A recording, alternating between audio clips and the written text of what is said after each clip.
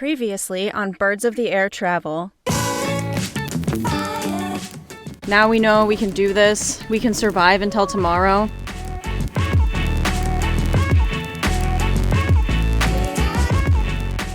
This is it. We're all packed up and we're ready to leave Majuro. We're headed to Chuuk in the Federated States of Micronesia. Here we go, on the way to Chuuk! As our flight took off, I watched the atolls of the Marshall Islands disappear, and soon we were coming in for a landing in Pohnpei, where we made a half-hour stopover. Half the plane, more than half the plane, is getting off right now. We made a stop in Pohnpei to let a bunch of people out. This was the only view of Pohnpei that we would get on this trip, but I'd love to go back to the FSM and visit some of the other states at some point. We landed in the state of Chuuk during an afternoon rain shower. Our hotel shuttle van was waiting for us at the airport, and soon we were on our way to the southern tip of WWII Island. We just arrived in Chuuk, got the shuttle to the hotel, the Chuuk Lagoon Resort. We just checked in. It's really beautiful, so I'm about to do a room walkthrough. The bathroom is very nice. Closet, nice shower. We got 2 queen beds for just me and Vince. But 2 of the walls of this room are windows. Vince was just visiting Rachel and Jared. They're our balcony neighbors! Woo! And then we got just this beautiful view of palm trees and the lagoon out there. After checking into our rooms, we walked down the street a ways in search of a convenience store so we could buy drinks and snacks for the next couple of days. While we were there, Vince and Jared asked if they could buy a couple of betel nuts to try, and the shop owner taught them how to prepare them. Okay. The guys are currently chewing betel nut, which is a nut that people chew here, sort of like you would chew tobacco in the US.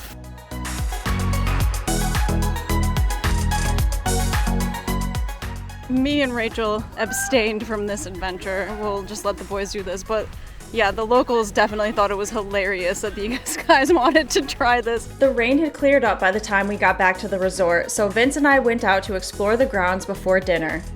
Vince and I are just watching the sunset at the resort before we go meet Rachel and Jared for dinner. So far we have a really good impression of Chuuk. It was a little rainy when we arrived, but it looks like it'll probably clear up for tomorrow. There were lots of puddles of rainwater on the lawn, and a bunch of these cane toads sitting around looking menacing. Sunset turned out to be pretty but not very colorful, so we met back up with Rachel and Jared to get our first meal at BLR's restaurant. The waitress gave us the prettiest table in the whole restaurant. Vince and I are about to head out on our first day of diving of the trip. Here in Chuuk, the main underwater attraction is a graveyard of Japanese warships that were sunk during World War II. Rachel and Jared will be doing a half-day snorkel. Vince and I will be doing a 3-tank dive. Vince and I did notice yesterday when we checked in that most of the divers out here have over 1,000 dives each. Vince and I have like 40-something, but we were really excited to get out there today, even if we're kind of the newbies on this island. We went to BLR's dive shop first thing in the morning and picked out our gear for the day, then sped out to our first dive site, the wreck of the Fujikawa Maru. In our briefing, our dive master told us the wreck was lying vertically in the water. We would descend to the wreck and then take turns going into the engine room. He also told us to watch out for disassembled planes when we entered the cargo hold.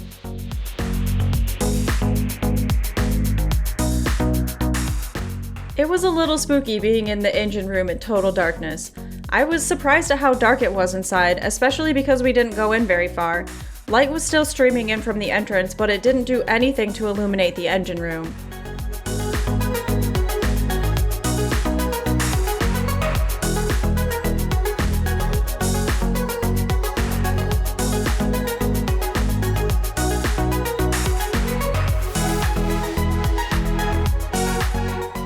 After leaving the engine room, we swam across the deck until we reached an entrance to the cargo hold.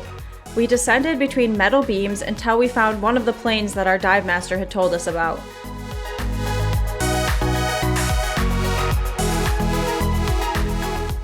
We left the cargo hold and spent the rest of the dive admiring the beautiful reef that has formed on the outside of the ship. There were lots of luscious anemones and colorful soft corals, and mesmerizing schools of tiny fish.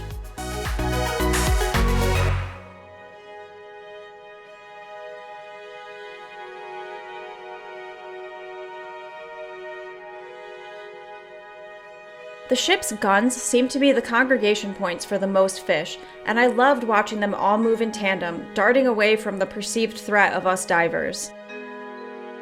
The Fujikawa Maru was a Japanese cargo ship that was built in 1938 and sunk during Operation Hailstone in 1944. In 1943, the ship was hit by a torpedo fired from a U.S. submarine and sent to Japan for repairs. Later that same year, she was hit again by aerial torpedoes fired from a U.S. aircraft carrier. In February of 1944, she was in Chuuk Lagoon undergoing more repairs, which is why she was there during the Operation Hailstone strike. The Fujikawa Maru is widely considered to be the best dive site in Chuuk Lagoon, and it's also often listed amongst the best wreck dives in the world. It's easy to see why people love this dive so much, as almost every angle of the ship is perfect for a photo op or just a visual spectacle to enjoy. At the end of the dive, we found an eel hiding in a coral. Then we ascended back to the boat and zoomed off to nearby Eden Island to take a surface interval. We just finished up dive number 1, and now we have our surface interval. Because Eden used to be a runway during World War II, there are several shallow plane wrecks in the surrounding water. When our surface interval was done, we got back in the water at the nearby wreck of the Kiyosumi Maru, which the Japanese Navy used to use as an armed merchant ship during the war. We started our dive at the bridge and then swam over the hull until we reached a large torpedo hole where our dive master led us inside.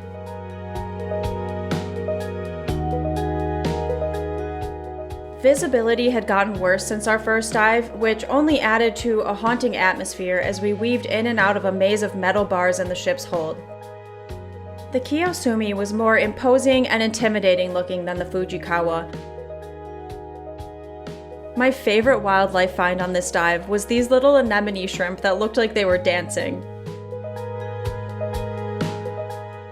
There was an intact bicycle in one of the cargo holds.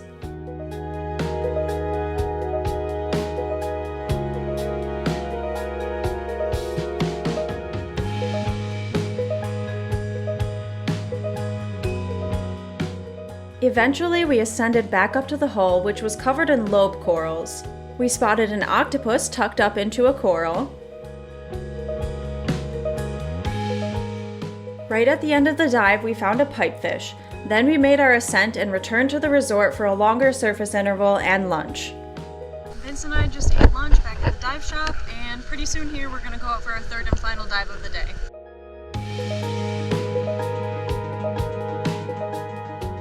Our last dive site of the day was the Betty Bomber. This Mitsubishi G4M crash-landed just short of Eden Island and is still remarkably intact when compared to the other planes that have crashed in the area. We started the dive by swimming through the plane from nose to tail.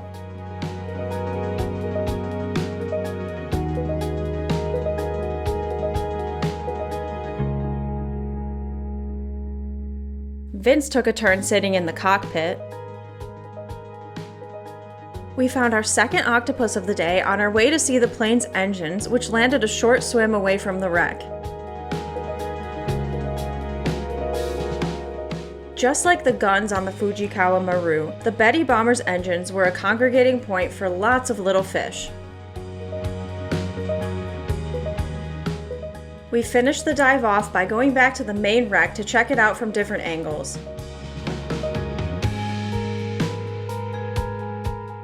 Then we swam over the top of the plane and ascended from the cockpit. With that, our diving in Chuuk was over. Our captain brought us back to the Blue Lagoon Resort, where we met back up with Rachel and Jared, and we all caught each other up on our underwater adventures from the day. Wow, diving those wrecks was really, really cool. I really wish we could have another day of diving here, but we do have an island tour tomorrow, so that should be fun too. We've got plenty of daylight left, so me and Vince are just out here soaking up the views, enjoying how beautiful this island is, and we're excited about tomorrow. Vince and Jared took the opportunity to fly their drones, and they managed to find a couple more shipwrecks a little ways down the coast.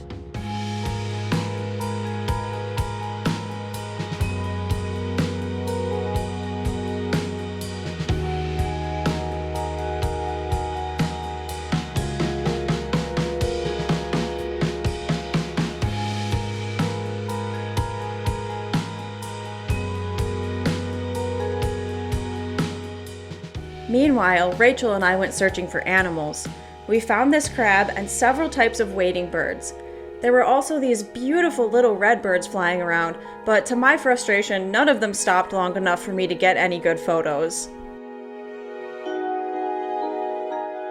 The four of us regrouped just before sunset, and we watched the sky's colors shift from decadent orange and gold to deep pinks and purples.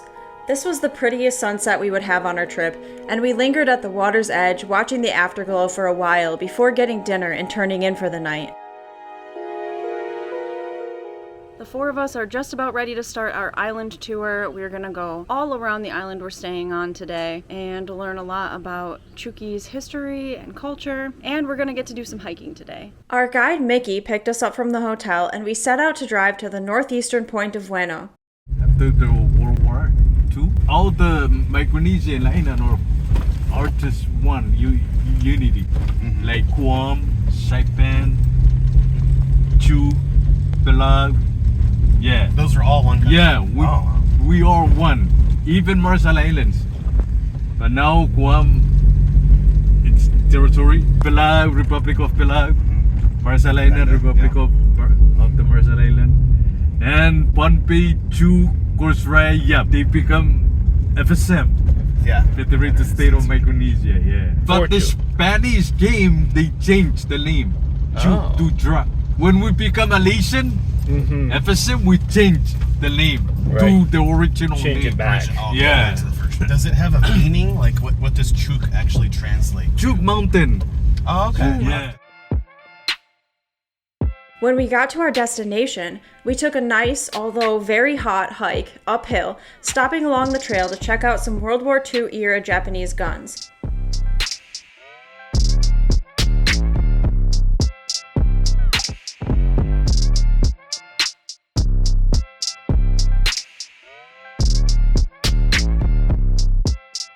Then we continued uphill until we arrived at an old Japanese lighthouse.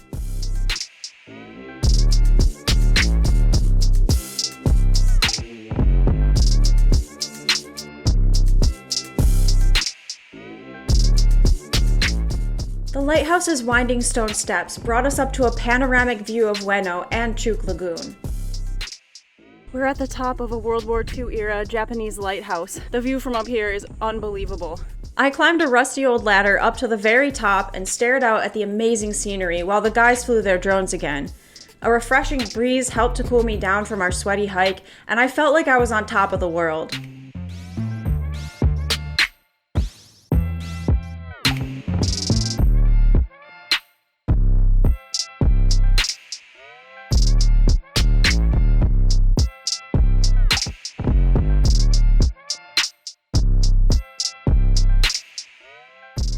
There were a lot of beautiful birds flying around the lighthouse, and I finally managed to snag a photo of one of the little red ones we'd been seeing around.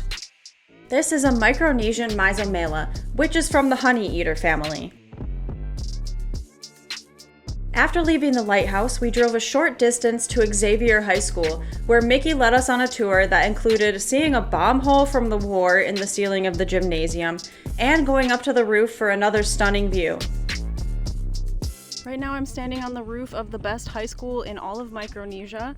Students come here from all over the Marshall Islands, all of the other states of the Federated States of Micronesia and Palau. And it actually used to be a radio station that the Japanese built before World War II, and it's still standing today. This is the cover for that hole in the roof of the gym.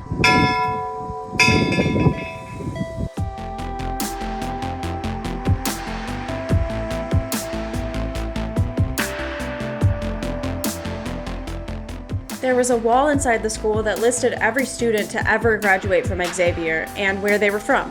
Yeah, 59. 56. Next, we got lunch from a local market and ate on the hood of the car before walking to the final stop of the tour, the Nepo Artillery Cave.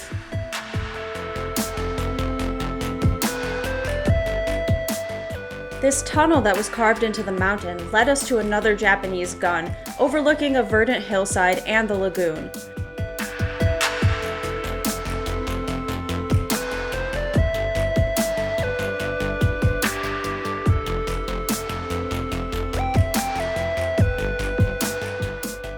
The walk back took us through a super dark tunnel covered in litter, but the exit of this cave dropped us out right near the car.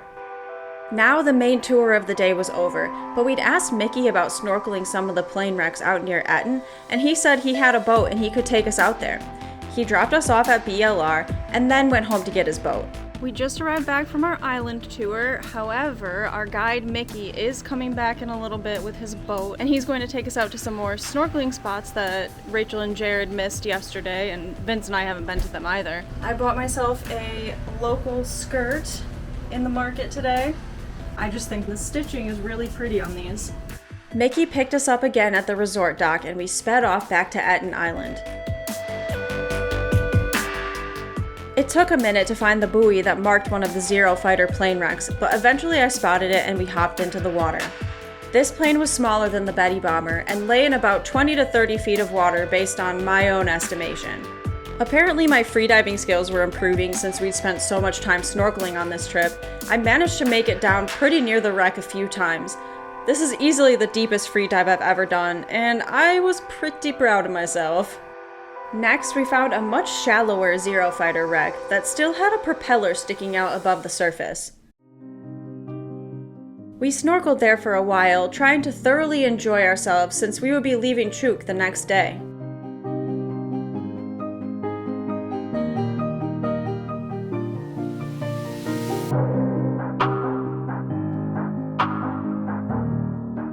Afterwards, we went back to the resort just in time to catch what we thought would be our last Chuuk sunset. Our time in Chuuk is coming to an end. We are leaving this afternoon. We are going to be making a quick stop in Guam, possibly going to the night market there, and then on to Palau, where we will spend the next handful of days. Since our flight wasn't until the afternoon, we borrowed some of the resort's paddleboards and a kayak and went out for some last-minute fun in the lagoon. The water was glassy calm, and the paddleboarding quickly devolved into shenanigans.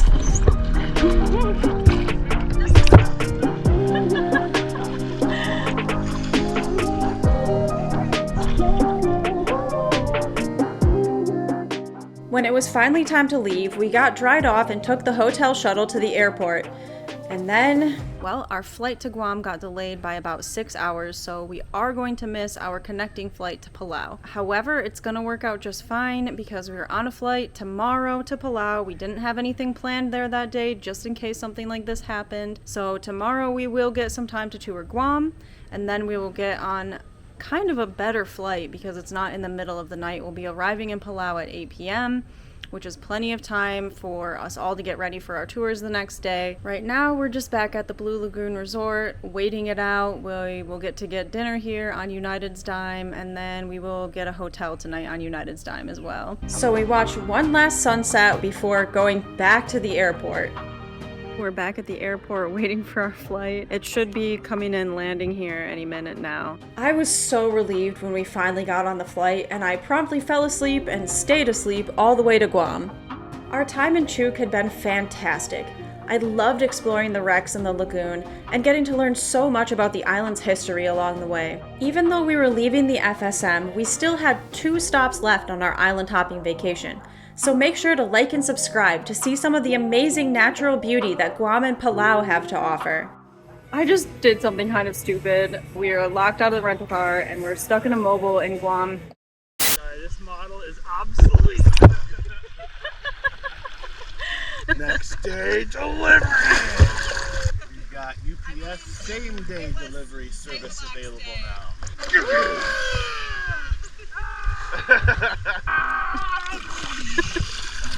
This one's coming to you in 30 minutes or less via Domino's delivery guy.